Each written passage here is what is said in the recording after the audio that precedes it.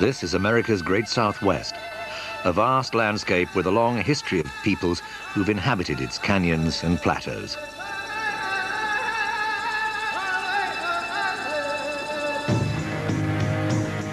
Thousands of years ago, a civilization flourished here and left ruins that are as grand and mysterious as anything that exists in North America. Great settlements, imposing cliff dwellings, and ceremonial chambers called kivos. All are attributed to the ancient Anasazi. There are people today who believe Anasazi's spirits still inhabit these great badlands. And a century ago, a gruesome discovery was made in Chaco Canyon, New Mexico.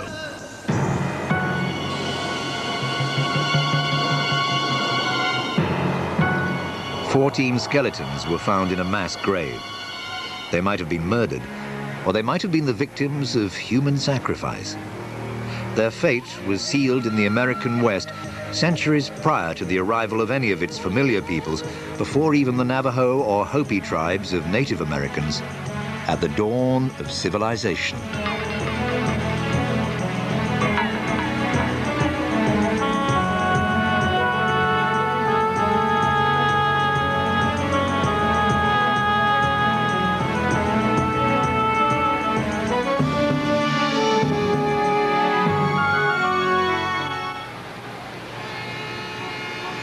Today, many of us live in cities that we take for granted.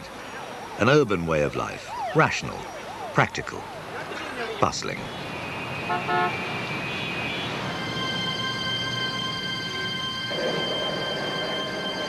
It's not easy for us to grasp a very different view of the world, in which there are spiritual cities inhabited by ancestors recalled in the traditions of storytelling among Native Americans, which fuse myth and reality.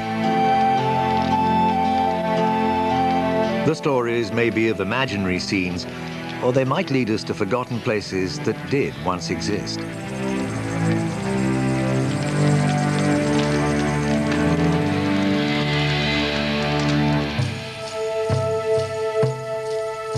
This is the Four Corners region of the American Southwest, which has been called that by white Americans because 4 states meet here: Arizona, Utah, Colorado, and New Mexico.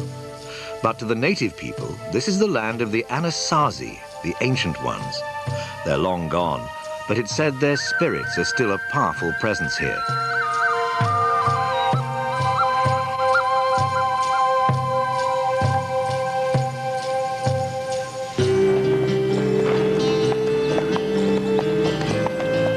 In the autumn of 1897, a rancher named Richard Wetherill was lured deep into this remote and barren land by a story about the Anasazi. His fascination with the ancient ones had begun 10 years before and hundreds of miles away.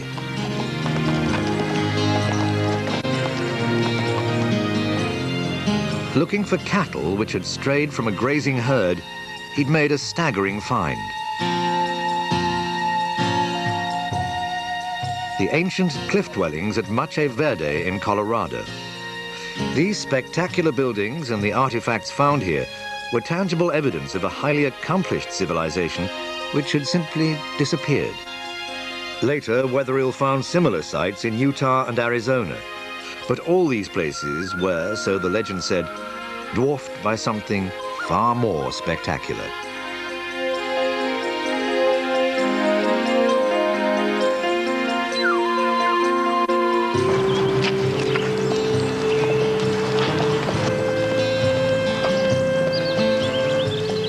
Wetherill was now looking for a fabled city, older, bigger and richer than anything found so far. He had no maps, no specific directions, just the stories and a Navajo guide he hoped he could trust. The deeper they traveled into the desert, the more challenging their quest became.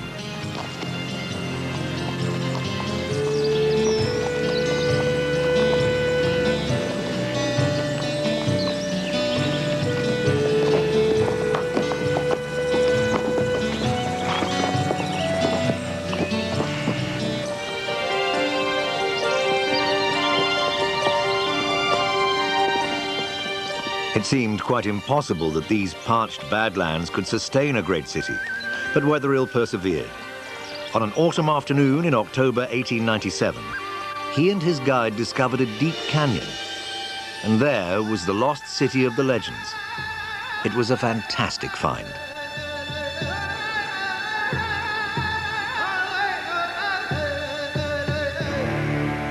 Wetherill was astonished by what he saw. Buildings quite unlike any he'd seen before and never imagined he might discover here. Freestanding buildings, some as tall as 5 stories. One building alone, which became known as Pueblo Bonito, contained more than 650 rooms.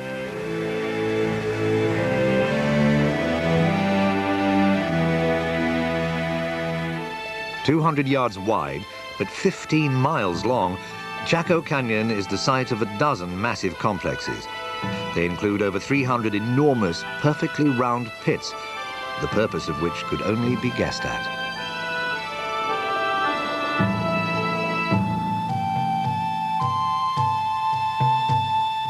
The walls were covered with wonderful paintings, carvings, signs, and symbols. What they meant to the people who created them was unknown. Nothing found in all of North America has rivaled the amazing Chaco Canyon.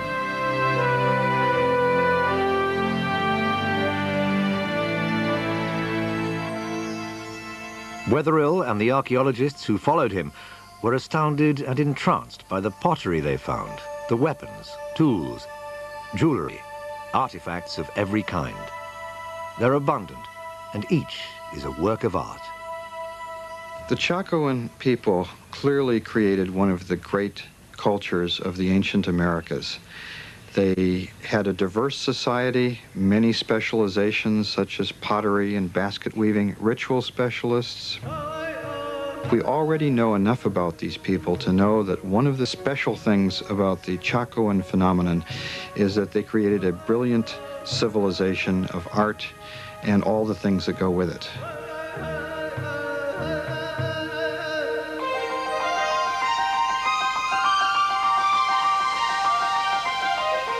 The Anasazi were fascinated by the heavens.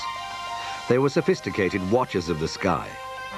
Many believe these 1,000-year-old markings record a spectacular astronomical event, a supernova. A supernova is an exploding star way out in the galaxy, but for a month or two, that single star can outshine the other 200 billion stars of the galaxy.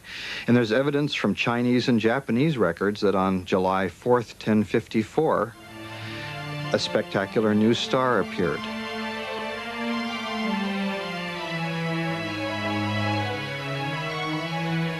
The crescent moon indicates the supernova's position in the sky. The handprint marks this as a sacred site. Clearly, it was a place of religious and ritual importance, and there was evidence of what that might be. For Wetherill made a grisly and disturbing discovery. In a small room, he uncovered a mass grave containing 14 skeletons. Each was covered with exquisite turquoise jewelry. One of the figures was draped with more than 4,000 pieces of the semi-precious stone. He was almost certainly a man of high-ranking status. The other 13 were women, and the evidence clearly shows they did not die natural deaths.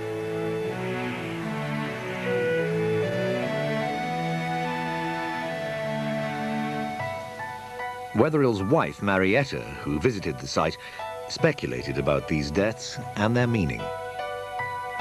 The skeletons of 13 women were lying against the wall, clear around the room, and every one had a hole in their skulls. They were his wives, perhaps, to go to the afterlife with him. The Diary of Marietta Wetherill, 1897.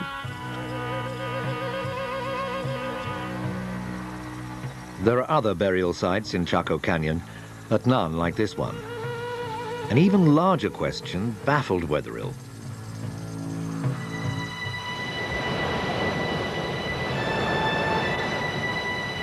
20 million years ago, Chaco Canyon lay beneath the great inland sea. But when the water receded, only a dry and parched desert remained. Mesopotamia, Egypt, a number of others, China, All of those are complex societies founded in a very arid region. But the key to those places is they have major river systems. We just don't have the water here. Water is critical. With no apparent substantial water supply, this civilization had apparently flourished. This appeared to be an impossible place to build a city, and not just because of the lack of water.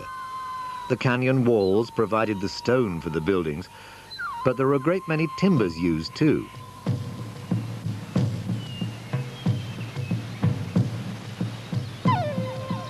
Archaeologists estimate the construction required wood from 250,000 trees, yet today the landscape is totally barren.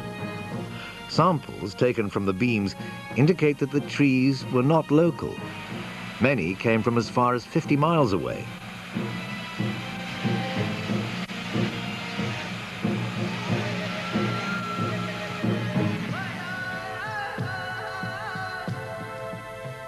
There, stone axes were used to cut and trim them.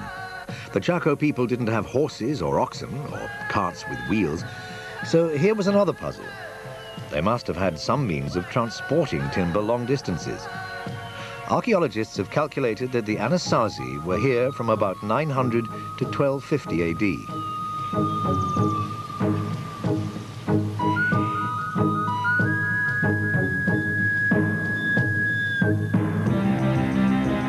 At the same time, other monuments were being built around the world. Spiraling Muslim minarets were being erected in Asia. The French completed the great Romanesque monastery at Cluny. And the magnificent Russian cathedral of St. Sophia in Novgorod was consecrated.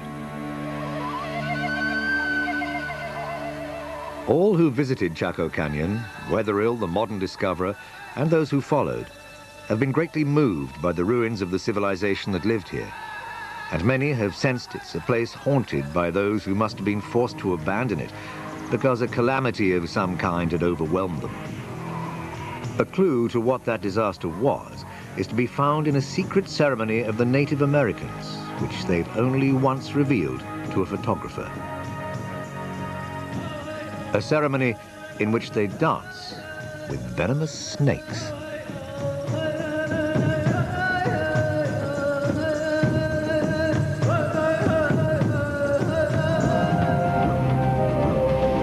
Have magical powers. In 1925, a photographer was allowed into a Hopi Indian settlement in northern Arizona. It was a rare opportunity to capture something never filmed before or since, a ritual perhaps little changed in thousands of years. The dancers carry venomous snakes which could easily twist and strike with deadly effect. Dancing with the snakes in their mouths affirms, say the Hopi, their oneness with nature and the earth.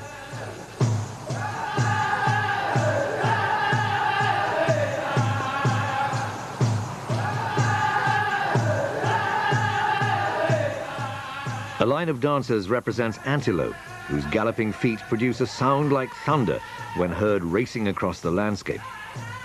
But the clouds must be induced to release their rain.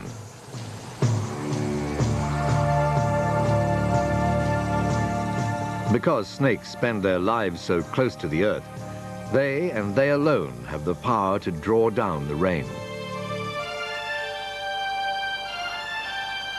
Rain is the key that unlocks one of Chaco's greatest mysteries. The Anasazi were a wandering people, nomads who lived off the land.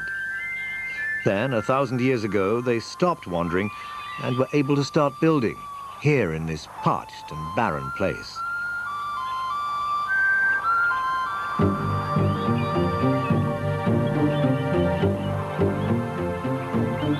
The puzzle of how they achieved this was solved by a new scientific technique, dendrochronology, the study of the tree rings in the timber used to construct the buildings at Chaco. They provided a startling revelation. About 1,000 years ago, the weather changed. An era of record rains began.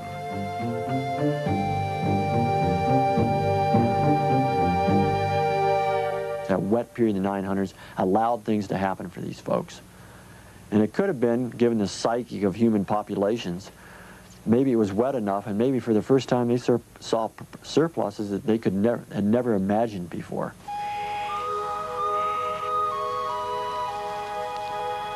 Until this moment in their history, the Anasazi had depended on hunting and the gathering of whatever wild plants they could find.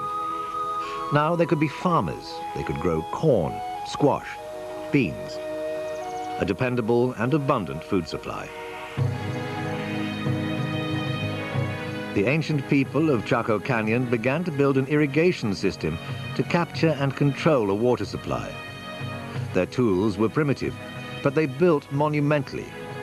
That they were able to do so with brute force is astonishing, and there's a belief that they were aided by superhuman powers.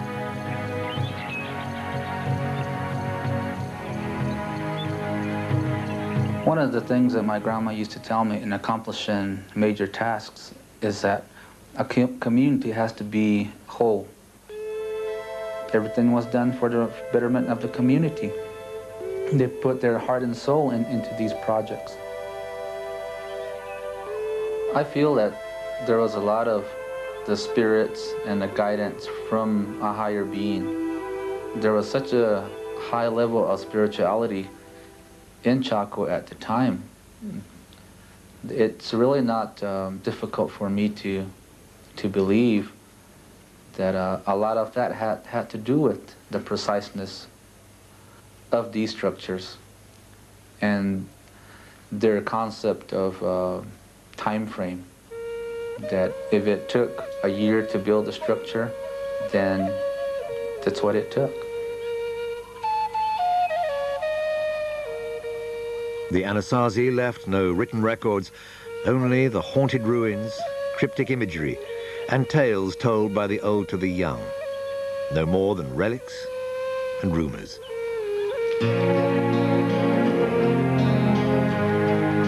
It was an old legend about a magnificent city that had brought weatherill here in the first place. And it was another that led archaeologists to an astounding discovery.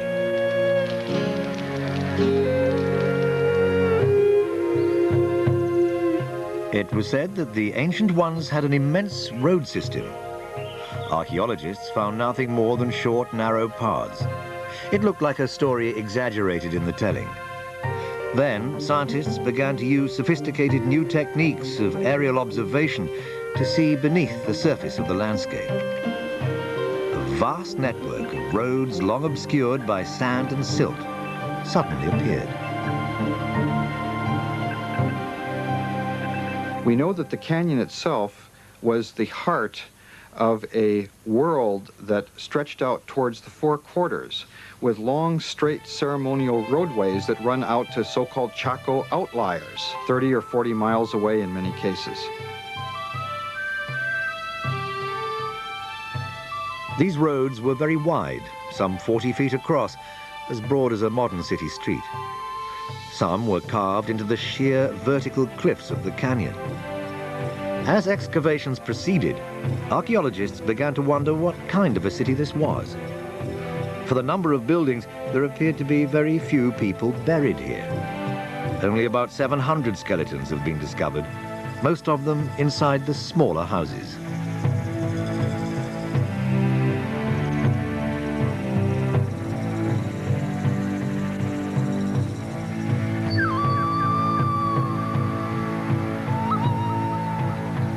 And the archaeologists were surprised that there weren't very many burials in comparison with excavating small house sites that are basically domestic habitations. And they said, wow, there's something really strange. And they didn't key into the fact that, of course it's strange. These are public buildings. If we were to excavate a library or a post office or a courthouse in our society, we wouldn't find very many human remains.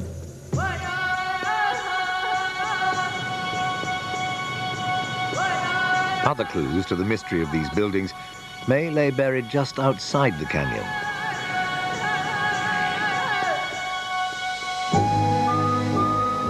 Covering just 2 acres, Pueblo Alto is smaller than Pueblo Bonito, but it's yielded new insight into the real purpose of the so-called great houses.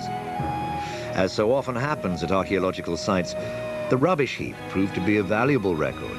Covering close to 1/4 of an acre, it represents 100 years' worth of refuse. More than 200,000 pieces of pottery have been found in the mound.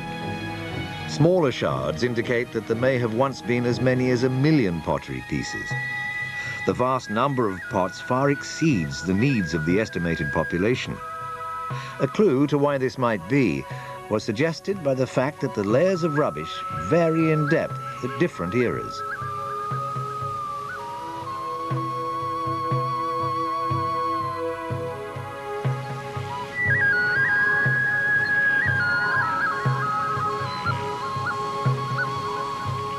There's probably some kind of ritual thing happening there at Chaco where people come together maybe once a year or something like that. They have ceremonies or some kind of event there, and then the stuff they bring with them they throw away or leave there, maybe intentionally broken and left in the trash midden.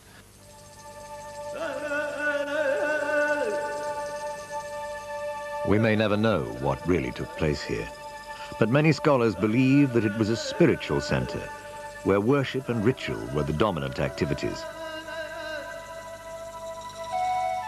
For the Anasazi, religion and nature were inextricably intertwined. The earth and the sky were held in reverence. The sun itself is important. We call it Father. We call the moon Father as well.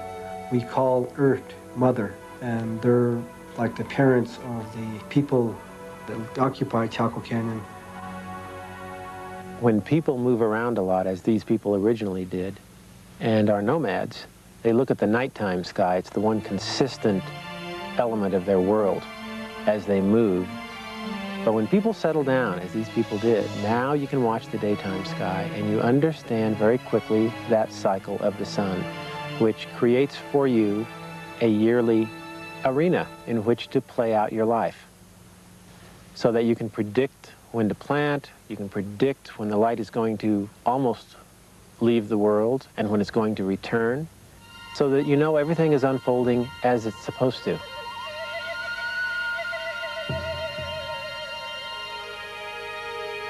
Of the many images at Chaco, none appears more frequently than the spiral. Some are tightly coiled, others are loosely drawn, but all seem to be essential elements of a profound system giving spiritual meaning to the physical world.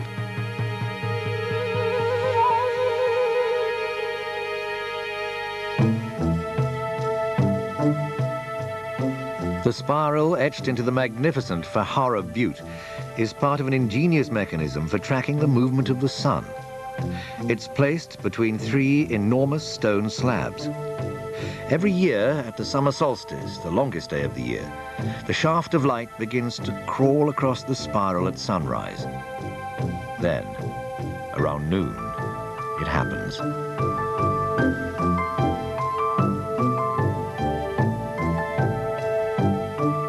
A streak, known as the sun dagger, slices directly through the middle of the spiral. A central event of Anasazi life, the full ascendancy of their father sun, has been marked. The calendar is secure. The cycle of life will prevail. Mother Earth will continue to produce. These were common beliefs among pagan sun worshippers of the past, but each culture had its own ceremonies and rituals and ways of appeasing the wrath of their gods.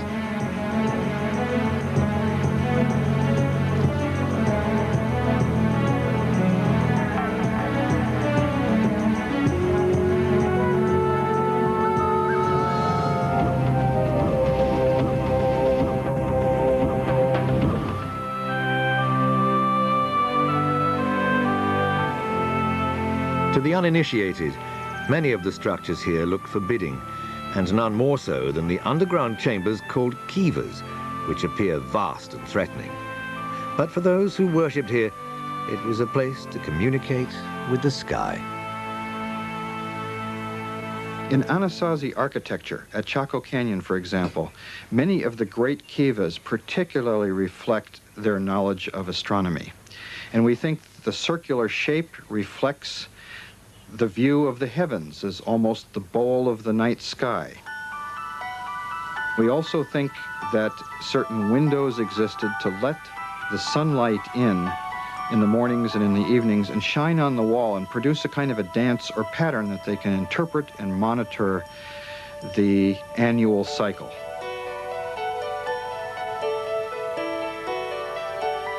Of all the kivas, the one called Casa Rinconada is the largest and most elaborate. It's also the most intact. The roofs and upper structures of most kivas have long since collapsed. At Casa Rinconada, it's still possible to experience the dance of the sun once a year. Here, at sunrise on that longest day, June the 21st, a magical moment occurs. It's an event that's been played out on these stones for nearly 1,000 years.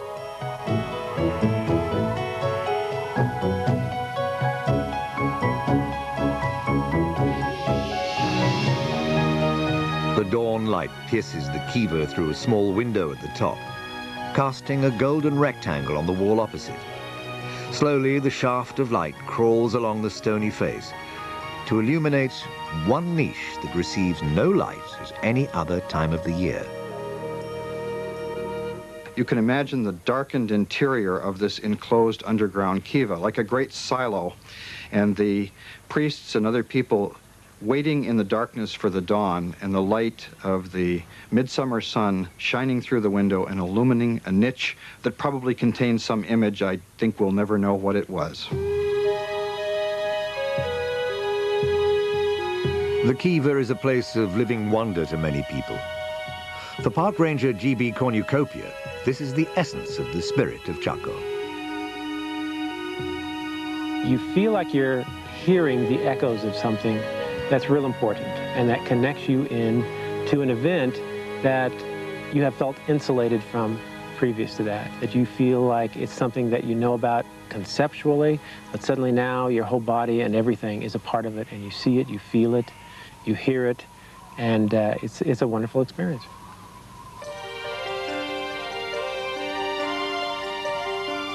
For 250 years, a civilization flourished here. But the people were dependent on what they regarded as the benevolence of their gods, who gave the rainfall they needed to survive. 1150 to 1170, very, very bad drought. And it looks like, because I would say there's a major depopulation of Chaco Canyon. Each one of those successively seems to be one of the worst they've seen, for hundreds and hundreds of years.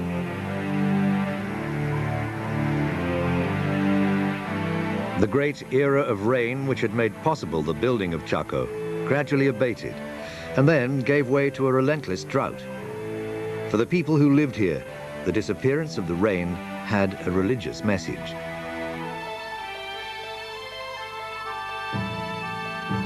If you anger the gods or the spirits that hold the rain, then they would just withdraw that privilege.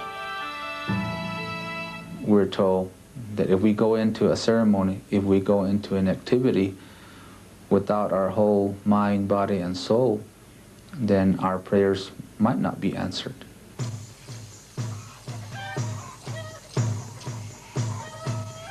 There was constant need to placate the gods. Rituals passed down from time immemorial, captured in this rare film, suggest what may have happened. During this Hopi rain ceremony, the clans gathered to compete in sacred games, much as the ancient Greeks held Olympics to honor their gods.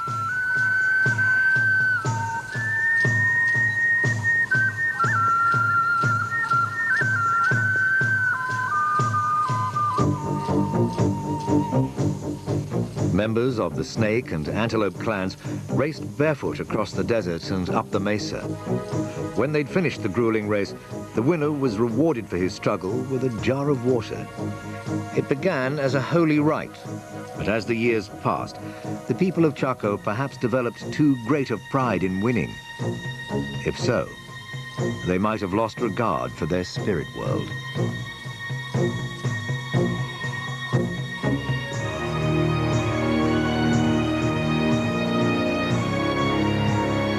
It's almost impossible for the mass to make that connection. But if one individual within that mass can make that connection, then because of that one individual, nobody knows who that individual is. But if one individual can make that true connection, then the spirits that reward such efforts will reward the Pueblo with rain. It's possible that conflict arose because a ruler or priest criticized the people, and he might be the one whose grave was found along with 13 murdered women. They might have been sacrificed to appease the gods, or they might have died violently when the social order collapsed as the drought continued. They might have been murdered.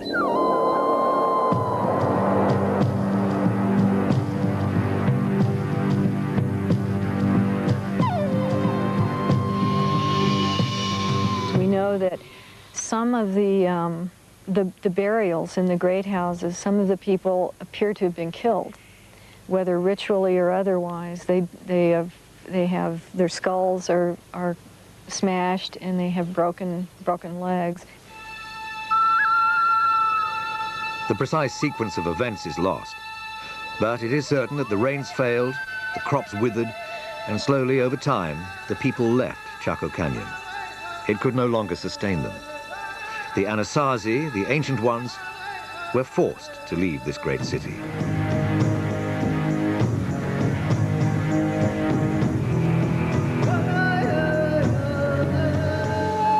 But this was not the end of their story.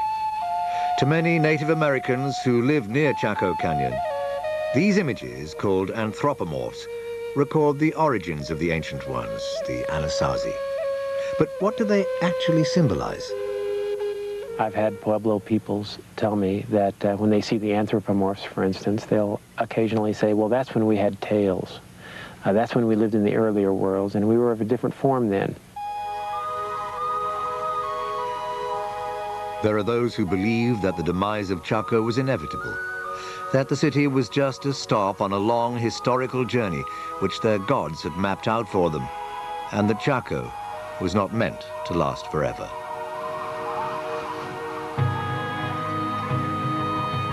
Once they got up on top, they started migrating in the southerly direction, and Chaco Canyon was about one of the stops in this migration route.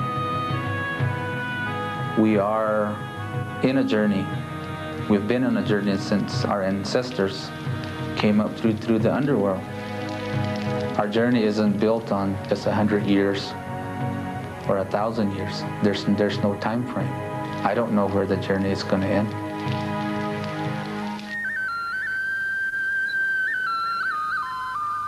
The Chaco people did not vanish.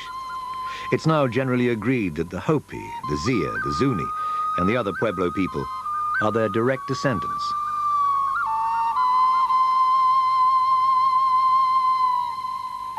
The Navajo may not be. They seem to have arrived in the area long after the Anasazi left. But Anasazi is a Navajo word, and some scholars now regret having taken it up. It's kind of a dirty word. The Hopi and other Pueblo people really hate it, but it's the word that the anthropologists have latched onto. It means something like our enemy ancestors or the enemies of our ancestors.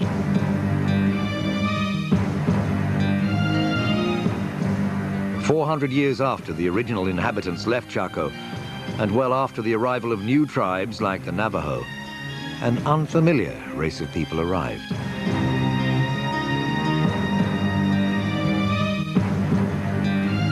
These were the palefaces, sporting beards, astride horses that were unknown in America.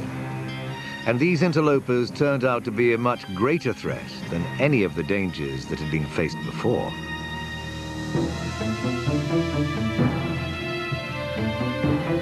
The first Europeans appeared in 1540, drawn to the area by a legend of 7 fabulous cities filled with gold.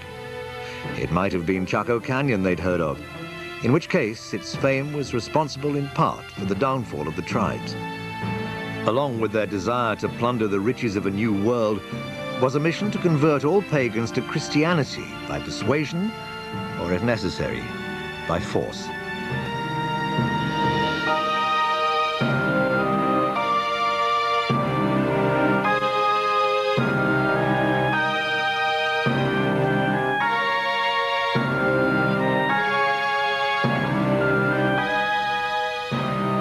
Native American holy men were tortured and killed. Ritual objects were destroyed. Native Americans were enslaved to build missions and do other work for the white man.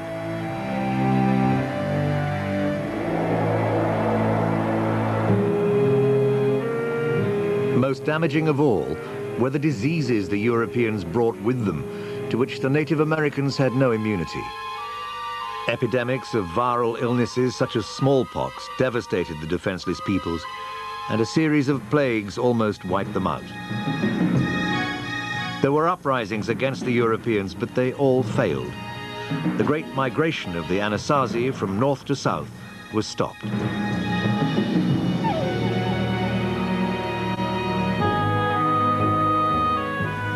A new, and for the Native Americans, devastating concept brought by the Europeans was the idea that the land could be owned by individuals. This was just one of many new values imposed upon Native American life.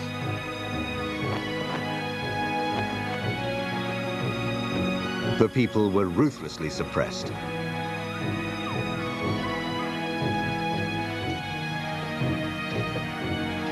Their own language was outlawed, and they were forced to cut their hair short.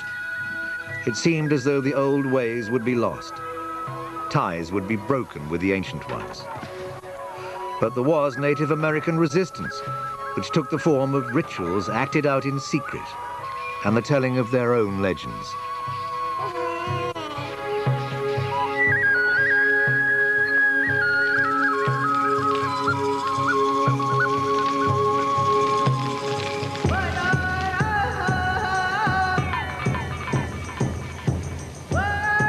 And so it was that Chaco Canyon came to be for Native Americans a secret place where the spirits of their ancestors lived on and could only be reached by those with special powers.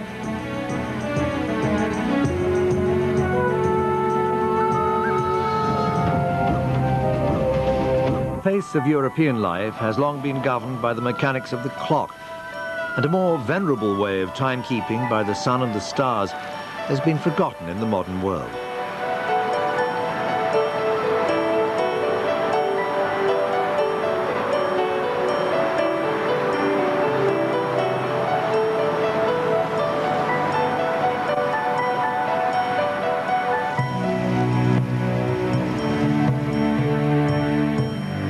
For some people, there's a sense that timekeeping in hours and minutes distances them from more natural rhythms of life and a spirit world like that of Native Americans.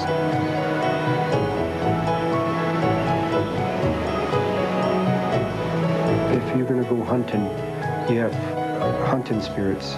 If you're dancing for rain, you have spirits that assist you in making those things happen. If you're going to compose a song, it's not something that you as an individual were able to compose. It's the spirits giving you the ideas to be able to compose the song. Though the industrial world generates wealth, it also appears cruelly wasteful to those who live in the belief that the natural world has a spiritual dimension. I see lawns in Rio Rancho and Albuquerque overflowing as if there's an abundance of water. Those are some of the reasons that the gods or the spirits that control the water can look down upon us, not only Native Americans, but people as a whole, and determine that we need to teach these people a lesson. They need to respect water. They need to pray for water. Only through that can we be assured that we'll be continually blessed by the spirits.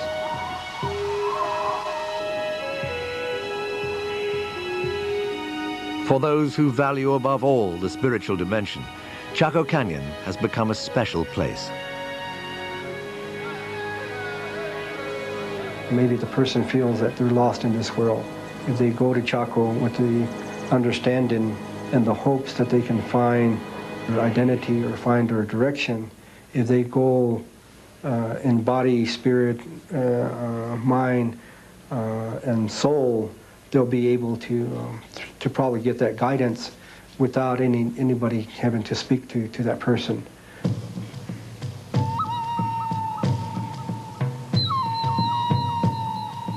Those who regard Chaco Canyon as an archaeological site of great interest still want to discover why it had roads 40 feet wide, how timber from 250,000 trees was hauled here by a people without horses, oxen, or the wheel.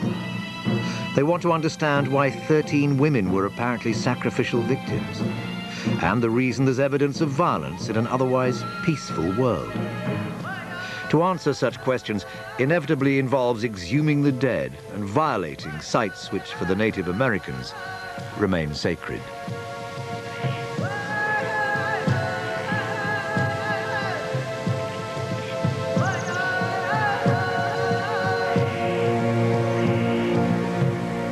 We'll go to those locations. We ask permission to be there on site. We ask for forgiveness of those people that have gone before us and have excavated the site. Then we ask the spirits to continue to be the givers of good and to be the givers of life. This spot may have significance that's beyond our understanding. It might have had to do with one group of people comes here and something good happens to them, and then this place retains a value that's beyond what it does. The value doesn't preserve in the dirt, you might say. We can't dig it up and say, oh, they're here because of this.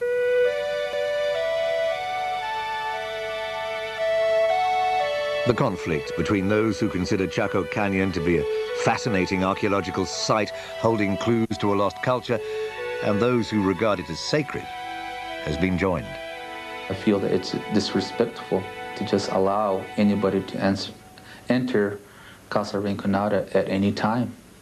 And only in the right frame of mind are people supposed to answer. Entering a kiva is significant to journeying back to the underworld where we originated. And that in itself is an activity that we don't hold lightly.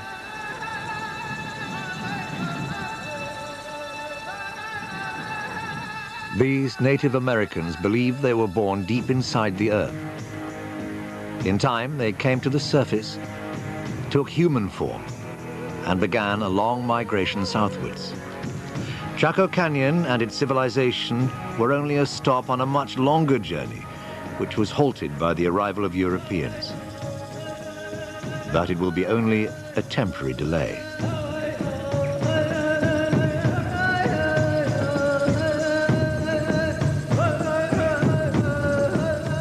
Who knows, maybe another 1,000 years, there isn't going to be an Albuquerque or a Rio Rancho. And at that point in time, we'll be able to continue our journey.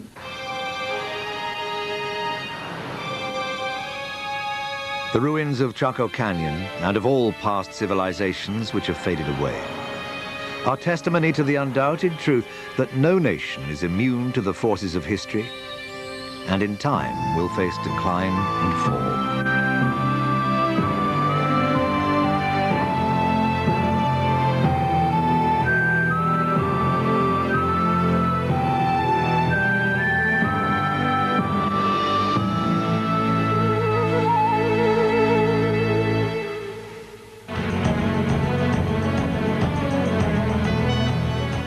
Tomorrow's Ancient Mysteries investigates the building of Hadrian's Wall, while next on the History Channel, a portrait of US diplomat and Nobel Peace Prize winner Henry Kissinger.